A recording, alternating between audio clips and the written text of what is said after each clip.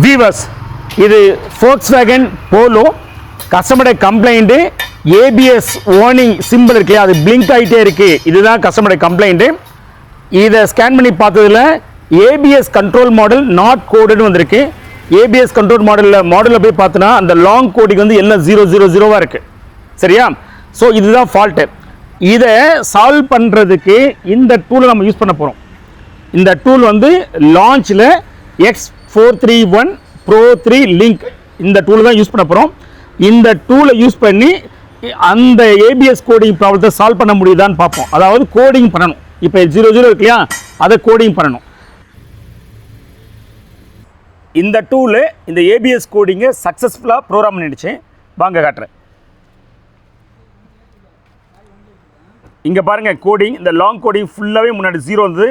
இப்போ எல்லாமே வந்து கரெக்டாக கோடிங் ஆகிடுச்சு. அதே மாதிரி இங்கே காரில் பாருங்கள், இப்போ இக்னிஷன் ஆன் பண்ணுறேன். முன்னாடி இந்த ஏபிஎஸ் அப்படியே பிளிங்க் ஆகிட்டே இருக்கும். இப்போ பிளிங்க் ஆகலை. சரிங்களா? அடுத்தது ஸ்டார்ட் பண்ணதுக்கப்புறம் முன்னாடி வந்து பார்த்தீங்கன்னா இந்த ஏபிஎஸ் லைட்டு எரிஞ்சிட்டே இருக்கும். இப்போ பாருங்கள் ஏபிஎஸ் லைட் போயிடுச்சு. சரிங்களா? இப்போ கம்ப்ளீட்டாக வந்து ஏபிஎஸ் கோடிங் ப்ரோக்ராம் சக்ஸஸ்ஃபுல்லாக முடிஞ்சிருச்சு. உங்களுக்கு ஒரு சந்தேகம் வரலாம், சார் கோடிங் பண்ணலன்னா என்ன கான்சிக்வன்ஸ், என்ன பாதிப்பை ஏற்படுத்தும் அப்படின்னு. இந்த மாதிரி உங்களுக்கு கேள்வி வந்ததுன்னா நீங்கள் கமெண்ட் செக்ஷனில் கொடுங்க. அடுத்த வர வீடியோவில் கோடிங் பண்ணலன்னா என்ன பாதிப்பு வரும் அப்படிங்கிறத நான் நெக்ஸ்ட் வர வீடியோவில் நான் அப்லோட் பண்ணுறேன். சரிங்களா? நம்ம சேனலை இன்னும் நீங்கள் சப்ஸ்கிரைப் பண்ணலாம், ப்ளீஸ் சப்ஸ்கிரைப். தேங்க்யூ.